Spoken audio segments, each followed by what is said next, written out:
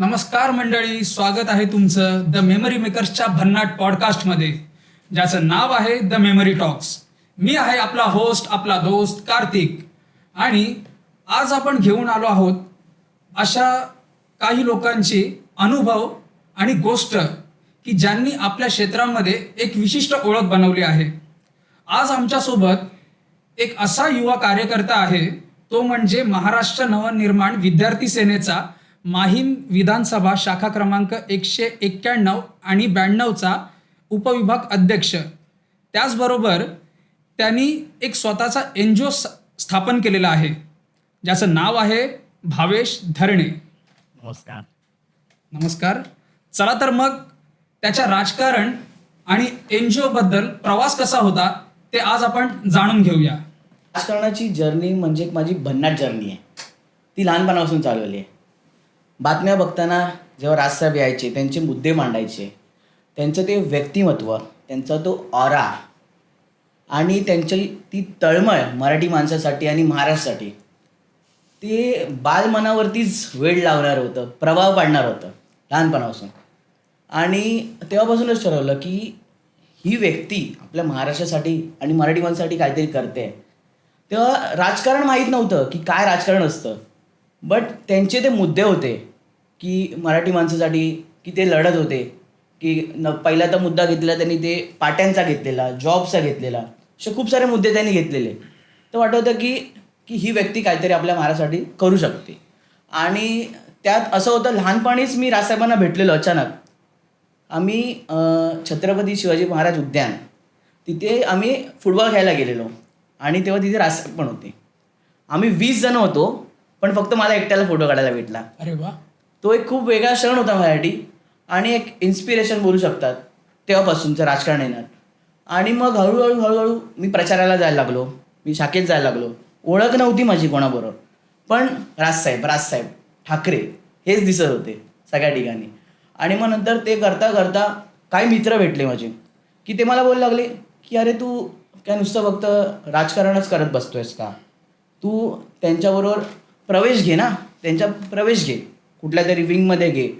तर नंतर असं होतं की विद्यार्थी सेना, मी विद्यार्थी आहे, मग तेवढं माझं वय नव्हतं त्या प्रवेश घेण्यासाठी.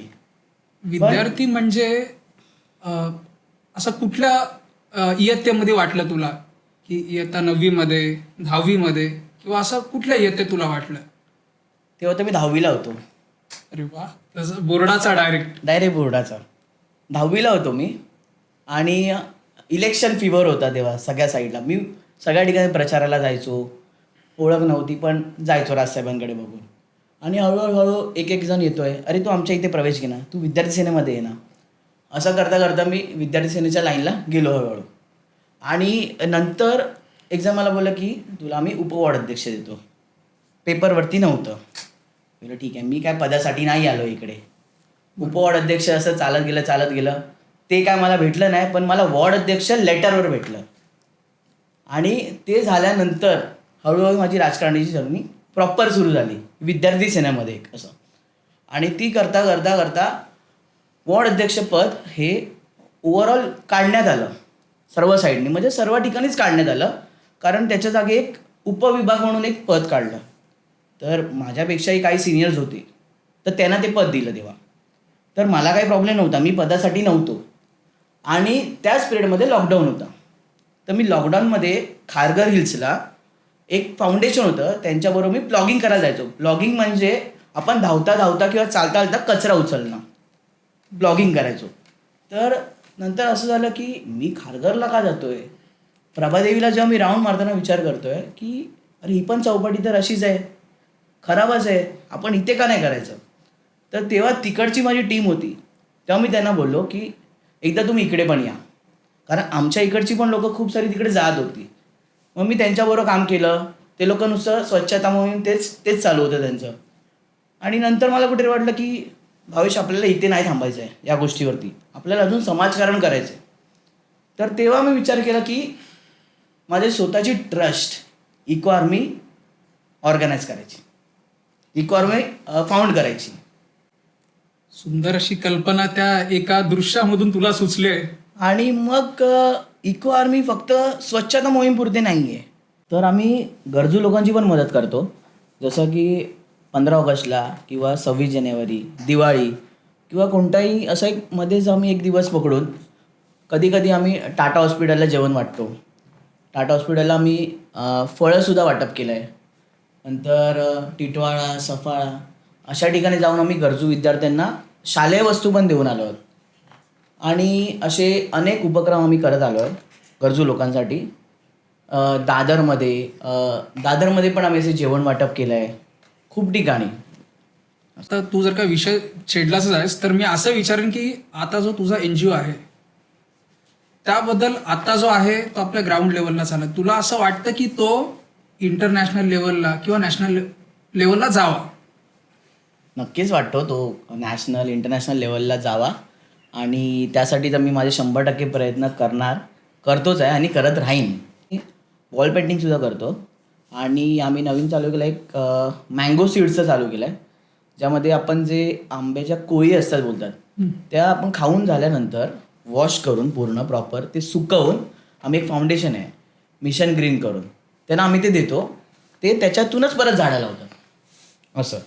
आणि असं नंतर आम्ही एक गडावरती वगैरे जातो, तिकडे पण आम्ही स्वच्छता मोहीम राबवतो. आणि अजून चाललेत प्रयत्न, खूप सारे प्लॅन्स आहेत, हळूहळू करायचे अचीव. आणि मग हे सगळं इको आर्मीचं करता करता जे उपविभाग जे मला भेटलं नव्हतं ते मला परत भेटलं. मला परत उपविभाग डिक्लेअर झालं आणि मग उपविभाग झालं आणि मग ती राजकारणी परत जर्नी परत चालू झाली. तेव्हा मी इको आर्मीला होतो तेव्हा पण मी राजकारणामध्ये होतो असं नाही, पण तेव्हा मी एक महाराष्ट्र सैनिक म्हणून होतो आणि मला काही प्रॉब्लेम नाही महाराष्ट्र सैनिक म्हणून राहायला. पद काही नसतं, महाराष्ट्र सैनिक हा खूप मोठं नाव आहे त्यामागे. तर त्याच्यानंतर त्या जर्नीवर पुढे पुढे जाता जाता खूप ठाकरे कुटुंबांना मी जवळून बघितलं उपविभाग अध्यक्ष झाल्यानंतर. आणि कसं बोललं जातं तेव्हा कृष्णकुंज होतं तिकडे.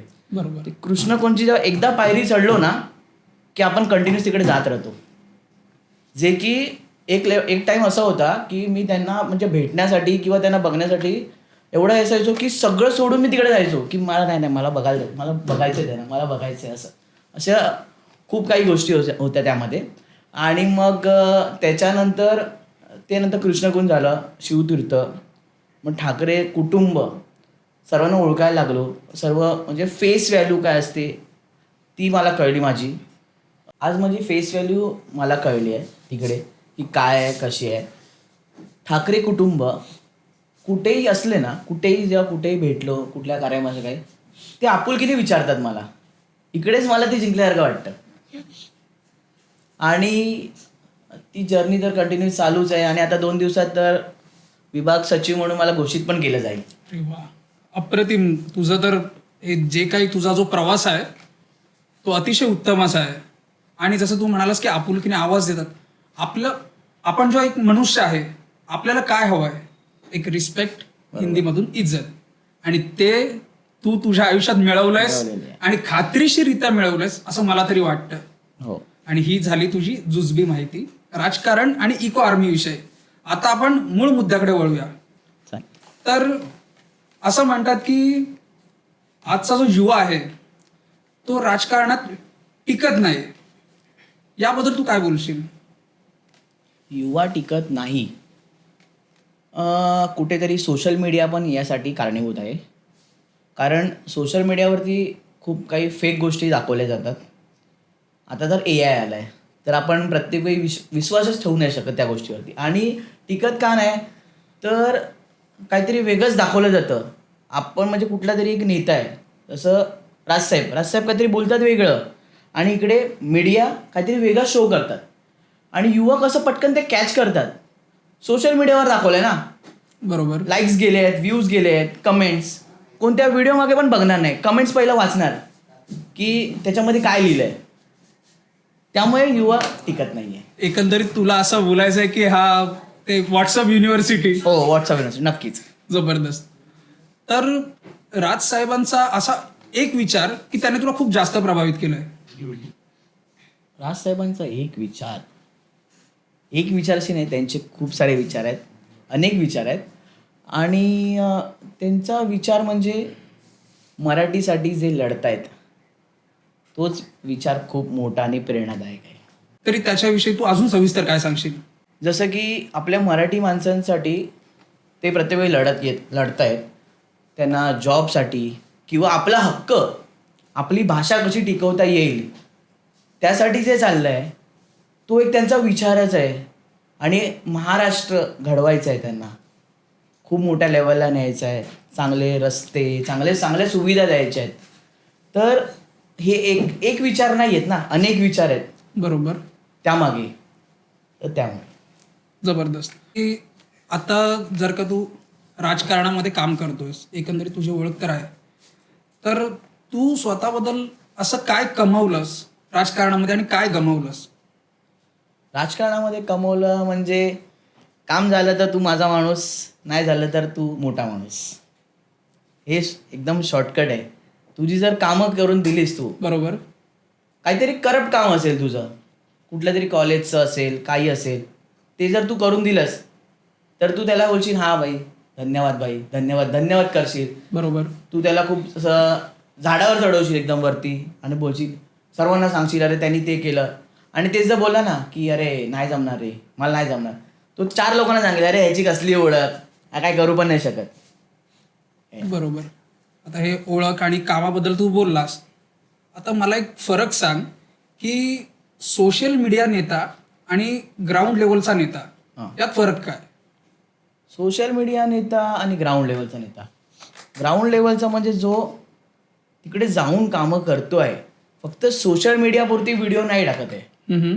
तो तिकडे जातोय, तो लोकांची समस्या काय जाणून घेतोय आणि तो पब्लिसिटी करतोय व्हिडिओ टाकून. ही वेगळी गोष्ट आहे, ती वेगळी गोष्ट आहे.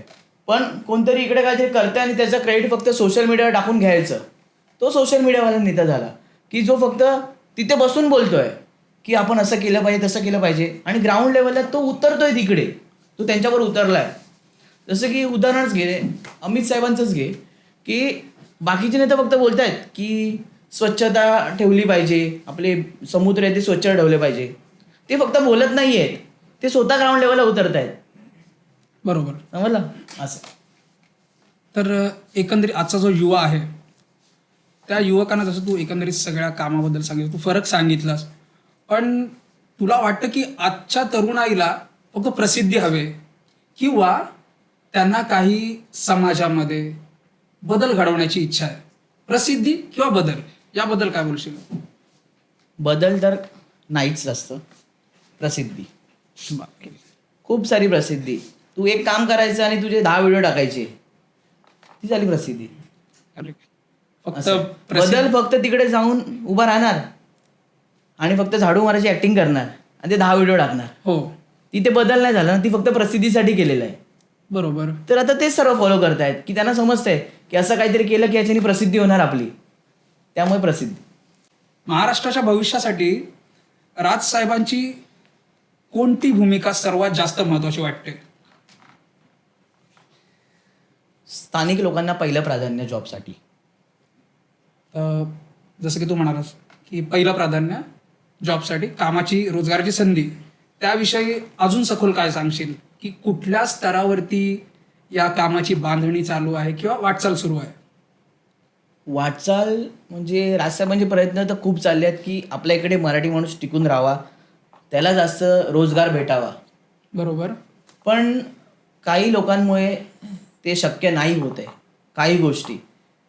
तर राजसाहेबांचा पहिला विचार म्हणजे हाच आहे की मराठी माणूस आपल्या इथे टिकला पाहिजे.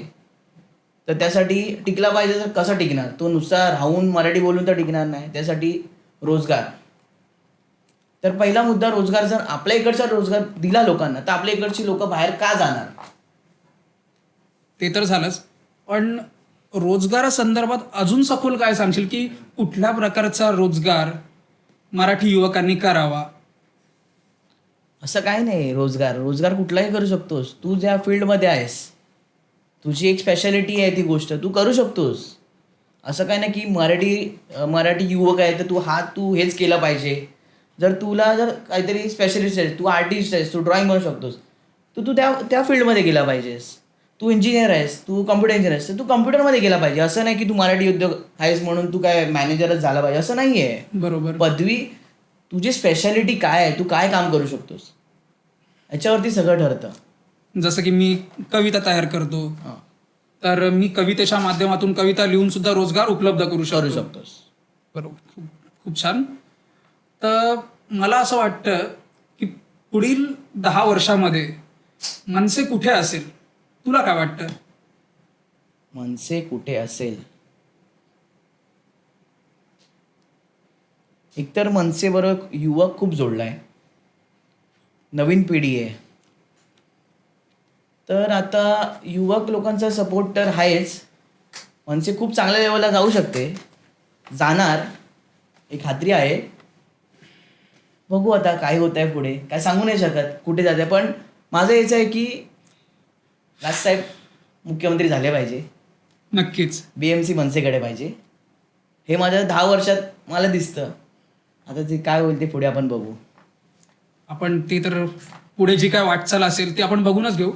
पण महाराष्ट्राच्या विकासासाठी कुठल्या 3 गोष्टी अशा आहेत की ज्या तातडीने बदलायला हव्यात? तातडीने बदलायला हव्या.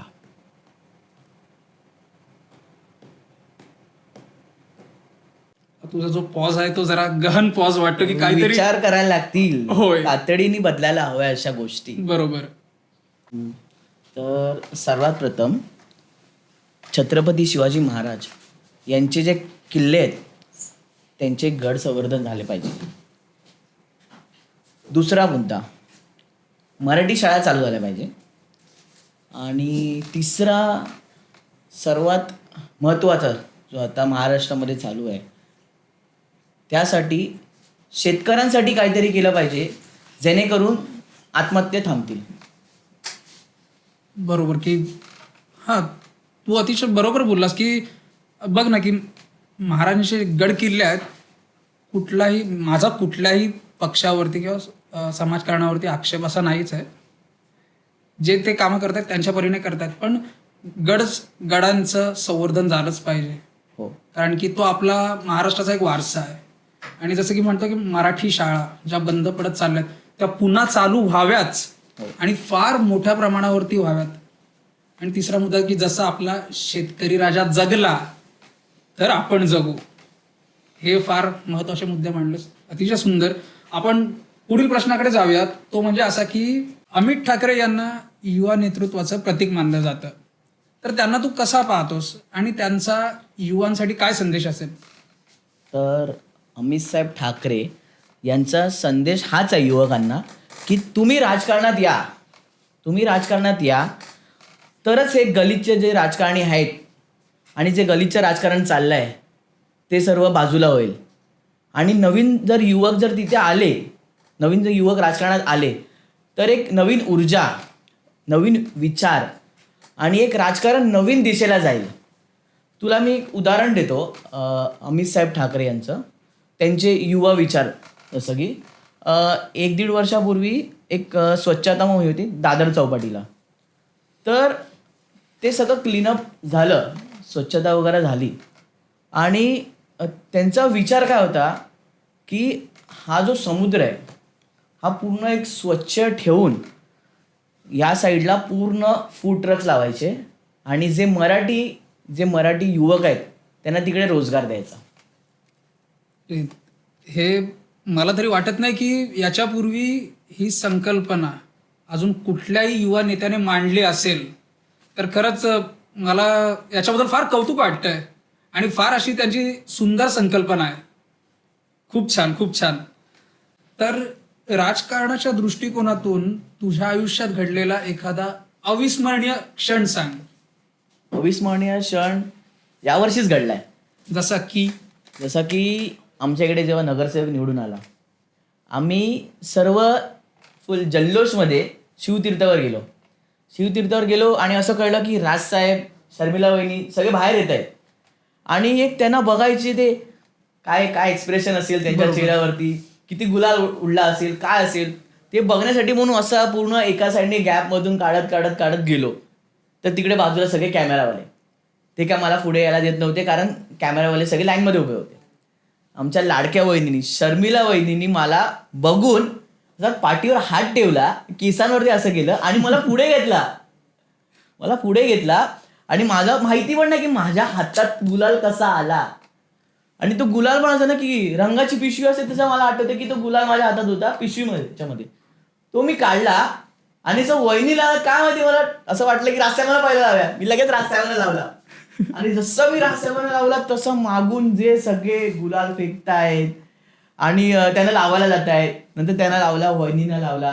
तो खूप अविस्मरणीय क्षण होता. कारण बोलवते ना की शिवतीर्थावर गुलाल उडला पाहिजे. बरोबर. मी गुलाल उडवला नाही तर मी रास्त्यावर गुलाल लावला. क्या बात. हा सर्वात मोठा अविस्मरणीय क्षण आहे.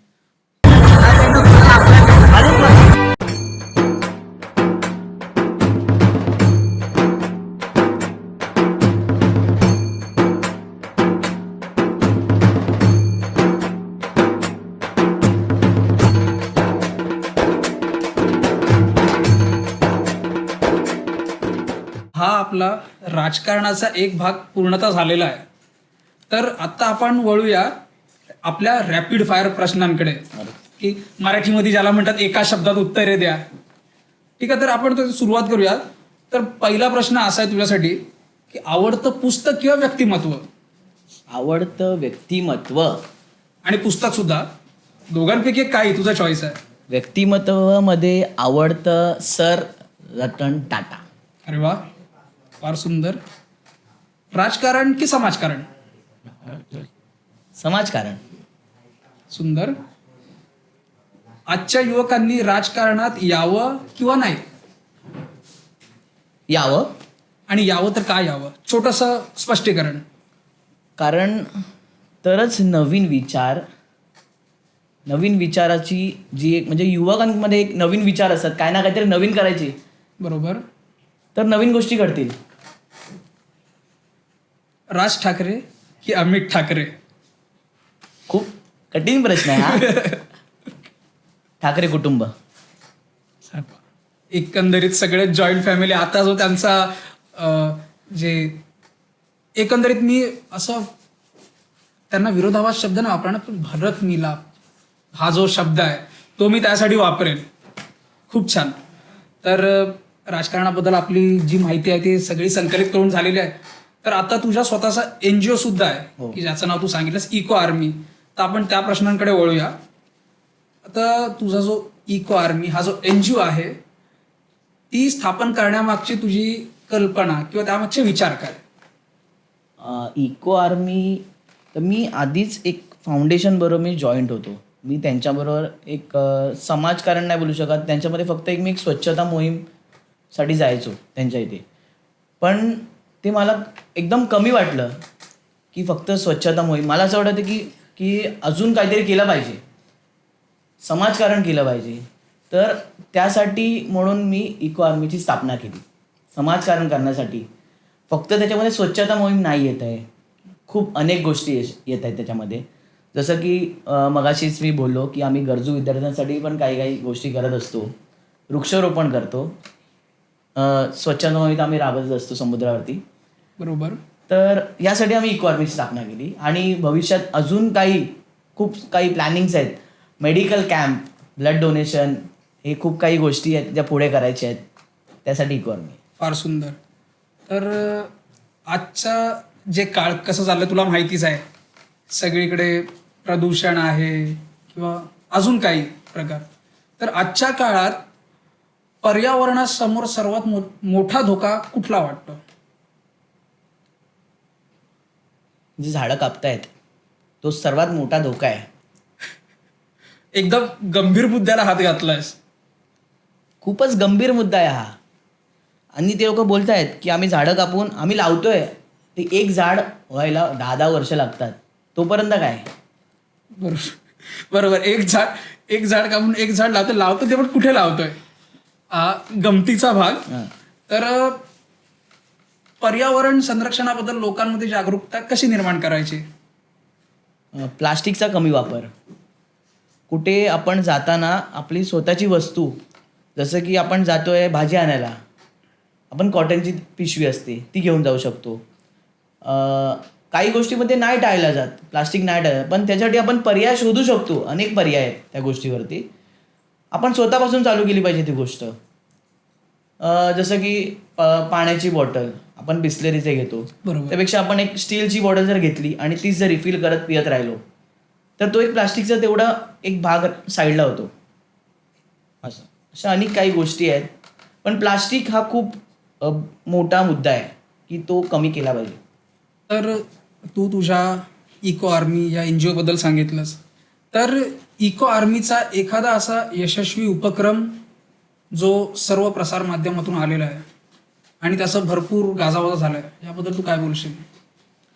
तो उपक्रम यशस्वी असं बोलू नाही शकत मी.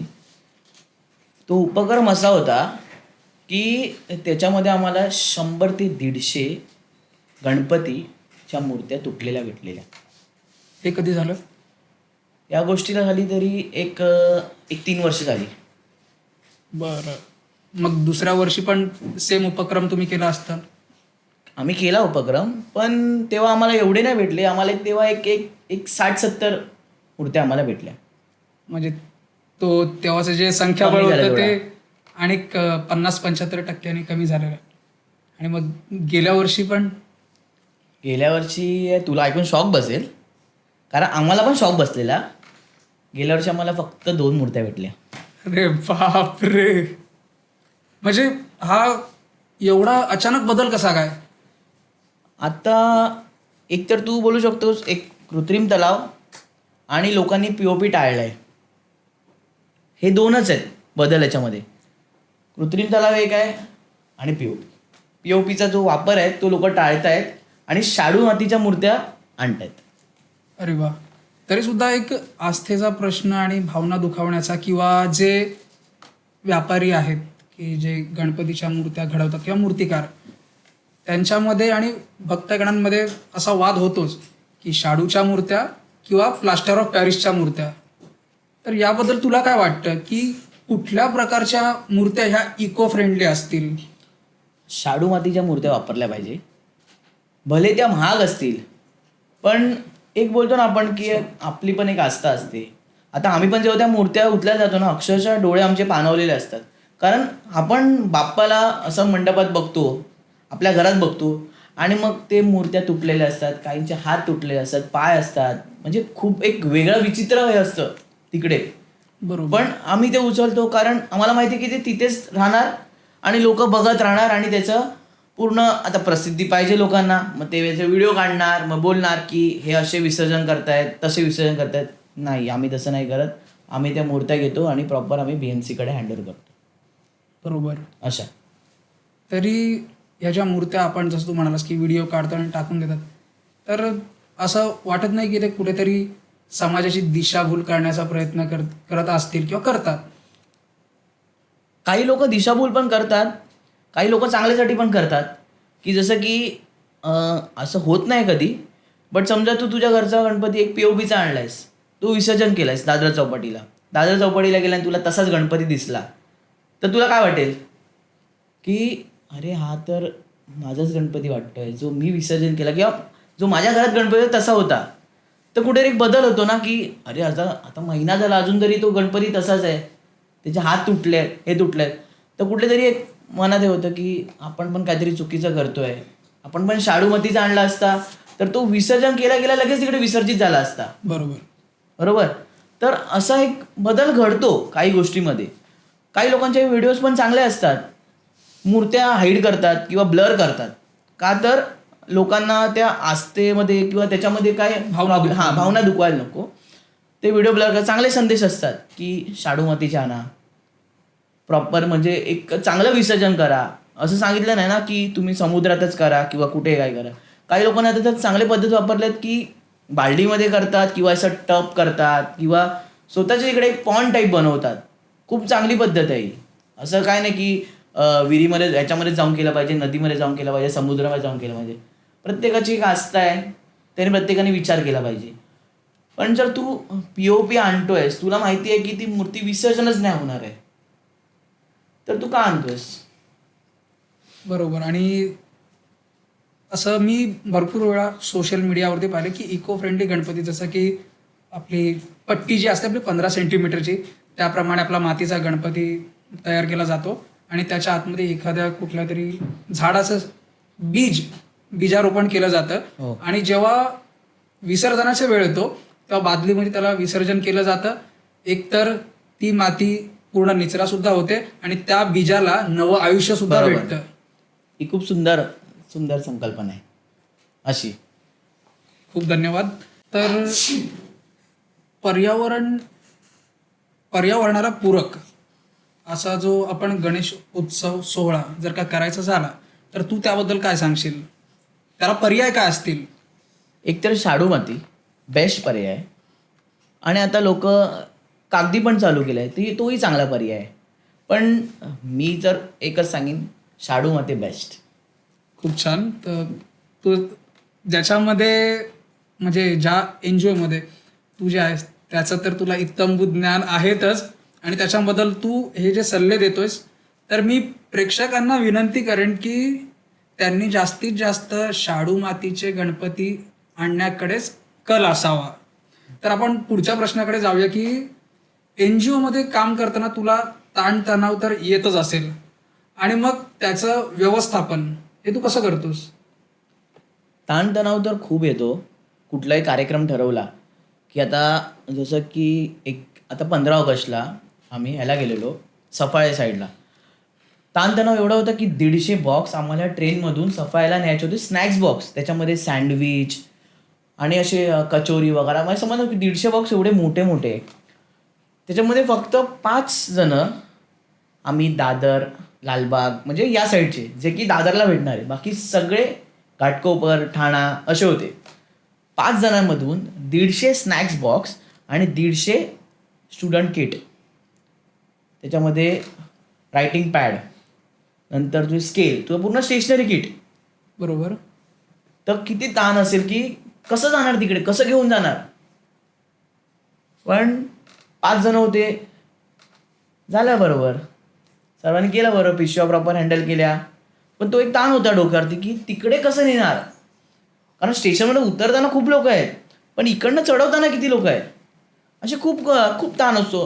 मेन गोष्ट म्हणजे माझी ट्रस्टची नवीन आहे, तर त्यामुळे फंड रेझिंग की कसे जमेवून, हा कसं फार जमवणार, कसं महत्त्वाचा मुद्दा जमवणार. आहे. तर एक असतो एक लेवलपर्यंत, स्टार्टिंगमध्ये काहीच नसतं. पण माझं फिक्स असतं की मला हा टार्गेट क्रॉस करायचा आहे. नाही जमलं तर कुठून ना कुठून तरी मी करणार, असं आहे. थोडे दिवस जवळ जातो, एक एक येत राहतं. बोला चांगलं आहे. आणि मग शेवटच्या दिवशी जेव्हा होतो की अरे काहीच नाही झालंय, तेव्हाच कुठून अचानक येतात. बरोबर. आणि तो ताणतणाव होतो कमी, पण सांगू नाही शकत ना आपण की आता समजा मी ठरवलंय की 150 लोकांना मला जेवण द्यायचं आहे. मी एक बजेट काढला, तो त्या बजेटपेक्षा पण वरती गेला तर काय, तो ताणतणाव असतो. जोपर्यंत दुसऱ्या दिवशी माझा कार्यक्रम कंप्लीट होत नाही तोपर्यंत मला प्रेशर असतंच. ह्या प्रश्नानुसार तू आता उत्तर दिलंस की NGO बद्दल, पण तुझ्या वैयक्तिक जीवनात जरी असा ताणतणाव आला तर तू काय करतोस त्याबद्दल? वैयक्तिक जीवनात ताणतणाव म्हणजे काय, एकच शब्द आहे माझ्याकडे, गो विथ द फ्लो. आगच्छन्तु प्रवाह. क्या बात आहे, खूप छान. तर आपण आमची पूर्ण टीम आहे, त्या सर्वांनी NGOची व्हिडिओ पाहिली आणि त्यात आम्ही असं पाहिलं की अमित ठाकरे यांनी सुद्धा उपस्थिती दाखवली होती. तर याबद्दल काय सांगशील? तो व्हिडिओ ना एक 1.5-2 वर्ष आधीचा व्हिडिओ आहे. त्यामध्ये महाराष्ट्रभर एकाच दिवशी एकाच टाईमला स्वच्छता मोहीम ऑर्गनाईज केलेली. एकाच दिवशी एक पर्यावरण सेना, मनसेची पर्यावरण सेना त्यांनी आणि अजून काही टीमनी मिळून पूर्ण ओव्हरऑल महाराष्ट्र चालू केलेलं. आणि तेव्हा माझी पण टीम तिकडे होती. आणि दादर चौपाटीमध्ये अमित साहेब फिरता माझ्या टीमच्या इथे आले. तेव्हा अमित साहेबांनी सांगितलं की साहेब ही अशी परिस्थिती आहे इकडे. तर ते त्यांचे जुने आठवण सांगत होते की इथे पूर्ण वाळू होती सगळं, आणि आता असं झालं आहे की प्लास्टिक आणि प्लास्टिकच्या वरती एक मातीचा लेअर करून पूर्ण दाबलेला आहे. बरोबर. आणि मग त्यांनी त्यांच्या आयडिया दिल्या, काही गोष्टी सांगितल्या की असं केलं पाहिजे, त्याने होऊन जाईल. ती तेव्हाची व्हिडिओ आहे आणि खूप एक चांगलं वाटलेलं की मी ज्यांना फॉलो करतो किंवा ज्यांना लोक एक युवा नेता मानतात ते आमच्या टीमबरोबर तिकडे उभे होते आणि आमच्या टीममध्ये त्यावेळी सहभाग झालेला. म्हणजे ते अचानक आले होते आणि तुम्हाला हां, जे ते मार्गदर्शन फिरत होते. केलं ते. त्यांनी चालू केलं होतं एक आपलं सूर्यवंशी करून आमच्याकडनं तिकडनं चालू केलेलं त्यांनी आणि आम्ही होतो कीर्ती कॉलेज साईडला. तर आम्हाला वाटलं की ते तेवढे येणार नाही ते तिकडे, कारण एक आम्ही खूप लांब होतो. आमचा ग्रुप मला सेपरेट ठेवायचा होता बिकॉज मला माझं काम एक वेगळं दाखवायचं होतं की आम्ही काय काम केलं. आता बाकीचे लोक खूप सारे होते, काही लोक फोटोसाठी असतात, काही लोक फक्त तिथे बघतात की काय चालू आहे. मला माझी टीम एक डेडिकेटेड टीम आहे माझी. तर आम्हाला दाखवायचं होतं की आम्ही कशाप्रकारे प्लास्टिक खोदून काढला, वरचा नाही, आम्ही खोदून काढलेला प्लास्टिक तो आम्हाला दाखवायचा होता. तर माझे काही मित्र होते आणि काही जे सहकारी पक्षातले त्यांनी त्यांना सांगितलं की भावेश तिकडे आहे करून, त्याची टीम तिकडे करते करून, तर ते तिकडे आले. तर एकंदरीत हे जे बीचवरती जे तुम्ही काम करता की प्लास्टिक आणि त्याच्यावरती जे वाळूचा थर जो बसतो त्याच्यामध्ये फार कष्ट तर होतच असतील. आणि अशी तुमची किती जणांची टीम आहे? माझी एक टीम आहे, एक 25-30 लोकांची टीम आहे. बरं. पण कसं असतं, आपण प्रत्येक संडेला कोणी सॅक्रिफाईस करेल. सॅक्रिफाईस हा शब्द का वापरतोय, कारण वर्किंगवाले अर्धे मंडे टू सॅटर्डे वर्किंग. अरे यार एक दिवस सुट्टी भेटली पाहिजे ना, एक दिवस तरी झोप भेटली पाहिजे सकाळी, बरोबर. असं असे असतात काही. तर त्यामुळे काही ऑल्टरनेट येतात. मग ते 25-30 नाही आहेत. मी अक्षरशः कधी कधी 5 लोकांमध्ये पण ड्राईव्ह केला आहे बीच क्लीनअपचा आणि त्या 5 लोकांमध्ये मी 10 ते 15 पिशव्या उचलल्या आहेत. अरे वा. असं म्हणजे बोलतात ना की काउंट नेवर मॅटर्स, ती गोष्ट आहे त्यामध्ये. The few but fearless. हां, उत्तम. तर तुझं जे इको आर्मी हे नाव तुला कसं सुचलं? इको आर्मीचा फुल फॉर्म असा आहे, एन्व्हायरमेंटल कन्व्हर्सेशन ऑर्गनायझेशन. म्हणजे पर्यावरणसाठी जे काय करता येईल ती मी करणार आणि त्यामुळे ते एन्व्हायरमेंटल कन्व्हर्सेशन ऑर्गनायझेशन असं नाव ठेवलेलं आहे. अरे वा. तर आत्ताची जी तरुणाई आहे त्यांना जर का इको आर्मीमध्ये सहभागी व्हायचं असेल तर ते कशा प्रकारे तुम्हाला जॉईन करू शकतात किंवा सहभागी होऊ शकतात?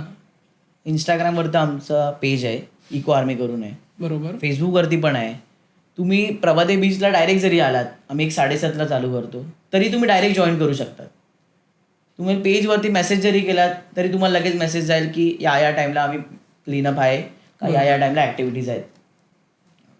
आणि इको आर्मीसाठी तुमचं भविष्यातलं विजन काय असेल की कुठल्या पातळीवरती इको आर्मी असेल?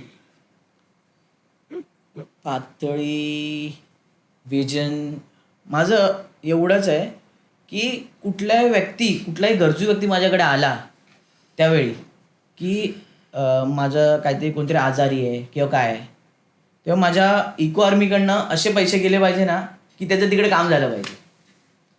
अरे वा. म्हणजे गरजूंची मदत झाली पाहिजे, ही तुमची फार मोठी इच्छा खूप आहे. मोठी इच्छा आहे. तुमच्या या कार्यासाठी तुम्हाला खूप खूप शुभेच्छा. धन्यवाद भावेश की मेमरी टॉक्स या पॉडकास्टमध्ये तू आलास आणि आमच्याशी सुंदर असा संवाद साधलास. याबद्दल तुझे खूप खूप धन्यवाद. मेमरी मेकर्स या टीमने मला पॉडकास्टला बोलवल्याबद्दल त्यांचे खूप खूप धन्यवाद.